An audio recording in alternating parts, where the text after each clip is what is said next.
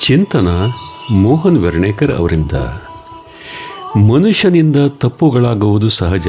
ಆ ತಪ್ಪಿನ ನಂತರ ಅವನು ಹೇಗೆ ನಡೆದುಕೊಳ್ಳುತ್ತಾನೆ ಎಂಬುದೇ ಅವನ ವ್ಯಕ್ತಿತ್ವವನ್ನು ನಿರ್ಧರಿಸುತ್ತದೆ.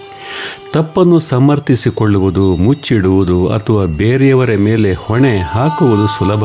ಆದರೆ ದೀರ್ಘಕಾಲ ಇದರಿಂದ ಪಾರಾಗಲು ಸಾಧ್ಯವಿಲ್ಲ.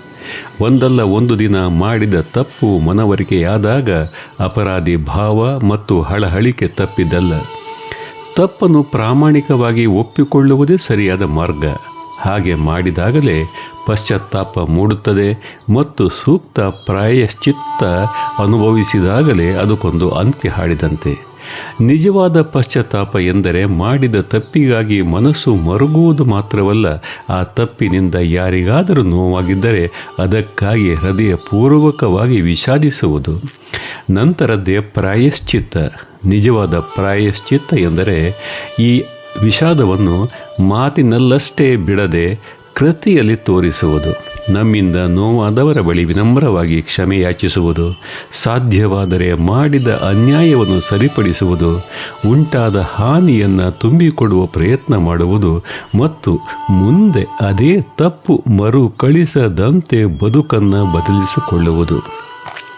ಅದು ಬಿಟ್ಟು ದೇವರ ಹುಂಡಿಗೆ ಕಾಣಿಕೆ ಹಾಕುವುದು, ತೀರ್ಥ ಸ್ನಾನ ಮಾಡುವುದು, ವ್ರತ ಪೂಜೆಗಳನ್ನು ಆಚರಿಸುವುದರಿಂದ ನಿಜವಾದ ಪ್ರಾಯಶ್ಚಿತ್ತ ಆದಂತಾಗುವುದಿಲ್ಲ. ಇವು ಕೇವಲ ಭಕ್ತಿಯ ಸಂಕೇತಗಳಾಗಿರಬಹುದು ಅಷ್ಟೇ. ದೇವರಿಗೆ ಬೇಕಾದದ್ದು ಹುಂಡಿಗೆ ಕಾಣಿಕೆಯಲ್ಲ, ಗಂಗಾ ಸ್ನಾನವಲ್ಲ. ಆತನಿಗೆ ಪ್ರಿಯವಾದ ಕಾಣಿಕೆ ಎಂದರೆ ಶುದ್ಧ ಮನಸ್ಸು, ವಿನಯ, ಸತ್ಯನಿಷ್ಠೆ ಮತ್ತು ಬದಲಾದ ನಡತೆ. ಮುಖ್ಯವಾಗಿ ತಪ್ಪನ್ನು ಒಪ್ಪಿಕೊಳ್ಳಲು ಧೈರ್ಯ ಬೇಕು. ನಮ್ಮ ತಪ್ಪಿನಿಂದಾಗಿ ಯಾರಿಗೇನಾದರೂ ನೋವಾಗಿದ್ದರೆ ಕ್ಷಮೆ ಕೇಳಲು ವಿನಯ ಬೇಕು. ಮಾಡಿದ ತಪ್ಪನ್ನು ತಿದ್ದಿಕೊಳ್ಳಲು ದೃಢ ಸಂಕಲ್ಪ ಬೇಕು. ಈ ಮೂರೂ ಒಂದಾದಾಗ ಮಾತ್ರ ಪ್ರಾಯಶ್ಚಿತ್ತಕ್ಕೆ ಅರ್ಥ ಬರುತ್ತದೆ.